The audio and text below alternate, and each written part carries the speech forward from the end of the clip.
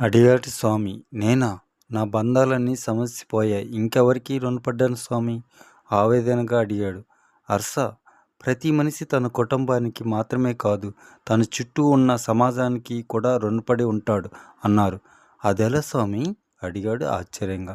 నువ్వు పుట్టిన hospital government ఏదైనా, ప్రైవేట్ ఏదైనా నువ్వు కట్టించింది కాదు. నువ్వు చదివిన స్కూలు కూడా నువ్వు కట్టించింది కాదు. స్కూలు, కాలేజీలు ఇలా చాలా సంస్థలు ప్రభుత్వం కానీ, ప్రభుత్వ లైసెన్స్ ఇస్తే ప్రైవేటు సంస్థలు కానీ నడుపుతున్నాయి. ప్రభుత్వం అంటే ఎవరు? ప్రజలు ఎన్నుకున్న ప్రతినిధులే కదా! వారు కట్టిన పన్నులతో ప్రభుత్వం నడుస్తుంది. ఇలా ప్రజల సొమ్ము ఎన్నో సంస్థల్లో ఉంటుంది. మరి నీవు వారికి రుణపడినట్టు కాదా? అన్నారు శివానంద స్వామి నవ్వుతూ. హర్ష ఆలోచనలో పడ్డాడు. కొద్దిసేపు గడిచాక, మీరు చెప్పింది కరెక్టే స్వామి. ప్రతి మనిషి సమాజానికి ఎంతో కొంత రుణపడి ఉంటాడు. ఆ బంధం గురించి ఇంతవరకు ఆలోచించలేదు అన్నాడు హర్ష. శివానంద స్వామి చల్లగా నవ్వారు. మరి నువ్వు సమాజం నుంచి రుణ విముక్తుడి అయ్యావా? అది కాక ఆత్మహత్య ఎవరు చేసుకుంటారో తెలుసా? కుంగుబాటు అనే మనోవ్యాధితో, తొందరపాటుతో మనిషి తీసుకునే ఒక చర్య.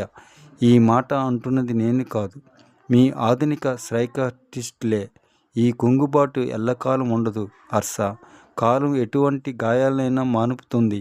జీవించుట మానవ ధర్మం. ఇతరులకు సహాయపడుతూ జీవించేవారు మహాత్ములు. అయినా ఇప్పుడు నీకొక రహస్యం చెప్తాను, శ్రద్ధగా విను. నువ్వు ఇప్పుడున్న ఒంటరితనం స్థితి కోసం మహాత్ములు కలలుగన్నారు. వారికి కుటుంబం అడ్డంకిగా మారింది. ఒక ఉన్నత లక్ష్యం కోసం, ఉన్నత ధ్యేయం కోసం వారు ఈ కుటుంబ బంధాలను నిర్దాక్షిణ్యంగా విసిరికొట్టారు అన్నాడు స్వామి. ఎవరు స్వామి? అడిగాడు హర్ష ఆసక్తితో. గౌతముడు. తన ధ్యేయాన్ని సాధించడానికి ధనం, అధికారం, భార్యాబిడ్డలు, హోదా, పదవి అన్నిటినీ అడ్డంకిగా తలచాడు. మానవాళి దుఃఖానికి కారణం కనుగొనడానికి ఈ బంధాలను బలవంతంగా తెంచుకొని వెళ్ళిపోయి గౌతమ బుద్ధుడయ్యాడు. కొన్ని కోట్ల మంది దుఃఖాన్ని ఉపసింపజేసే బౌద్ధ మతాన్ని స్థాపించాడు. ఇక గాంధీ మహాత్ముడు తన జాతి బానిసత్వంలో మగ్గుతూ ఉంటే, బ్రిటిష్ వారి చేతిలో అవమానాలకు, దోపిడీకు గురవుతుంటే సహించలేకపోయాడు. తన కుటుంబాన్ని గాలి కొదిలేశాడు. పిల్లల చదువులు, వివాహాలు, ఇలా అన్ని బాధ్యతలు కాలుదన్నుకొని స్వాతంత్ర సమరానికి నాయకత్వం వహించాడు. చరిత్రలో మానవ హృదయాల చెరగని స్థానం సంపాదించాడు. Thanks for watching. Please like, share and subscribe VMK Multi Vlogs. Bye bye.